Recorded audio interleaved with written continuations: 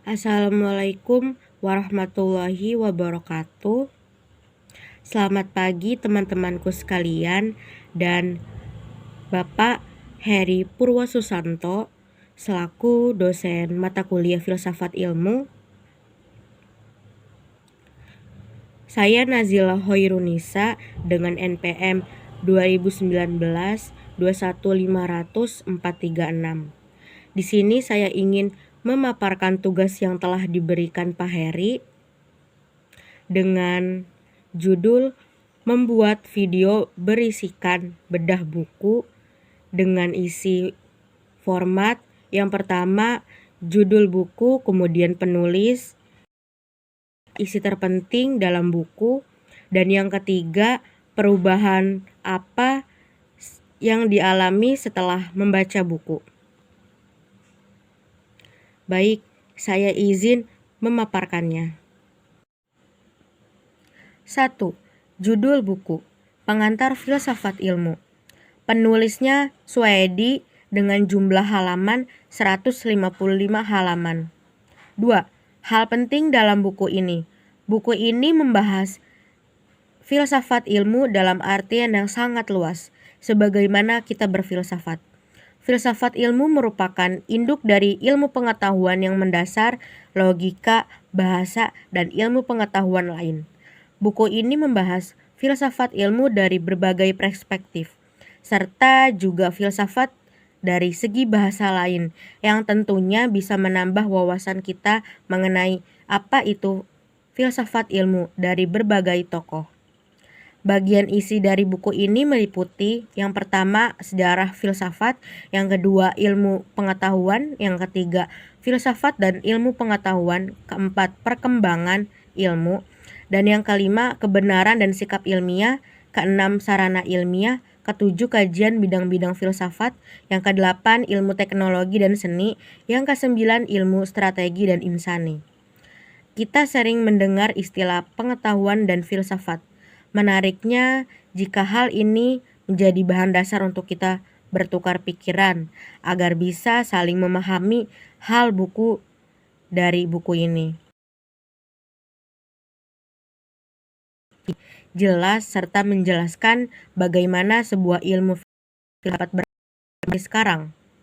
Buku ini berpendapat bahwa ilmu filsafat merupakan hal yang penting karena filsafat adalah ilmu dari induk para ilmuwan yang berkembang dari dulu hingga sekarang. Jelasnya, filsafat sangat membantu perkembangan ilmu hingga sekarang. Kita sering mendengar filsuf. Filsuf merupakan tokoh ilmuwan yang memiliki ilmu atau pengetahuan yang luas, serta saling mempertanyakan suatu yang benar-benar ada kebahasannya. Tentu, hal ini juga didasari oleh pemikiran mereka yang sudah berfilsafat.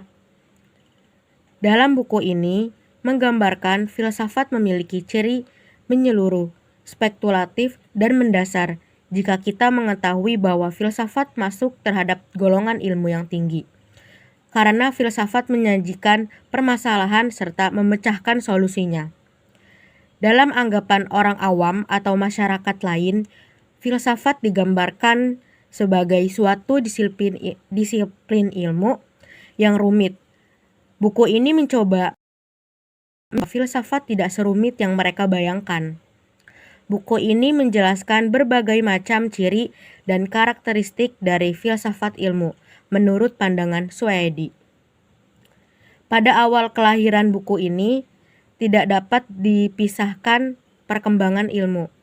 Pengetahuan yang muncul pada masa peradaban kuno, yaitu masa Yunani, mereka pun sudah mengadakan kegiatan pengamatan benda-benda langit, baik bintang, bulan, maupun matahari.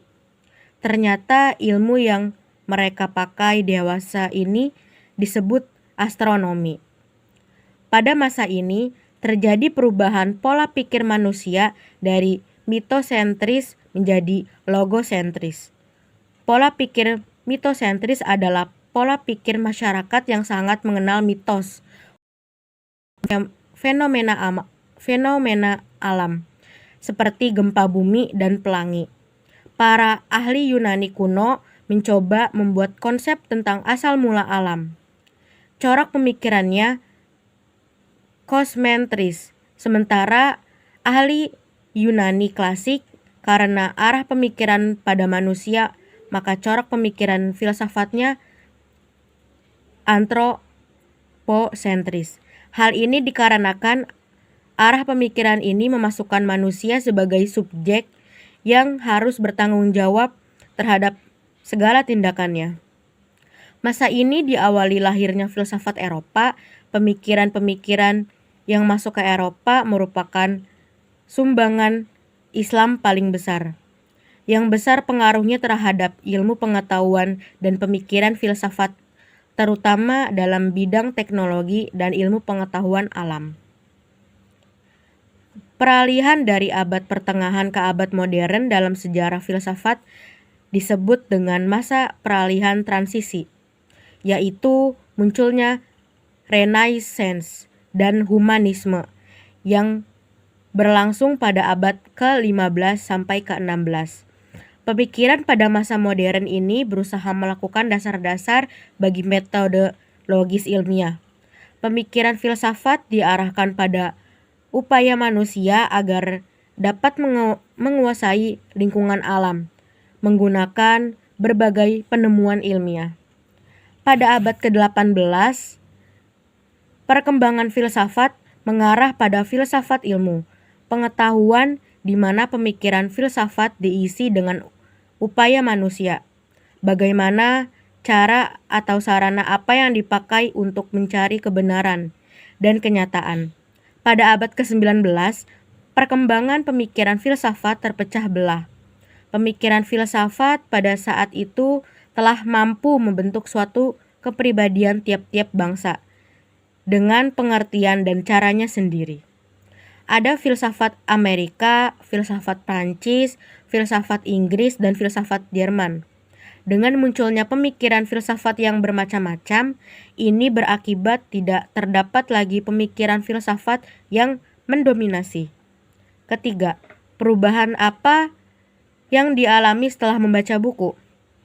Tentunya kita sebagai mahasiswa tentu harus saling menggali informasi dengan berbagai macam buku yang sudah kita pilih tentunya, dan dijadikan sebagai bahan ajar. Dengan buku ini kita bisa menjadikan referensi untuk belajar filsafat ilmu. Filsafat ilmu itu apa sih? Banyak dari sebagian yang masih belum paham apa filsafat menurut para ilmuwan yang mendasari pada kajian filsafat ilmu. Menurut saya, buku ini cukup untuk dikaji atau dipahami untuk bahan ajar mahasiswa, dan juga tidak terlalu banyaknya halaman sehingga memudahkan kita untuk mencicil membacanya. Buku ini juga menyajikan bahan-bahan yang detail dan sederhana, jadi sangat cocok untuk dijadikan relasi sumber bacaan dan tentunya menambah wawasan mahasiswa sekalian. Terima kasih. Kurang lebihnya saya mohon maaf yang sebesar-besarnya jika ada kata-kata yang menyinggung selama saya memaparkan materinya, serta belum jelas saya dalam menyampaikan materinya. Saya mohon maaf yang sebesar-besarnya karena yang benar hanya dari Allah, yang salah dari saya pribadi. Sekian, terima kasih. Wassalamualaikum warahmatullahi wabarakatuh.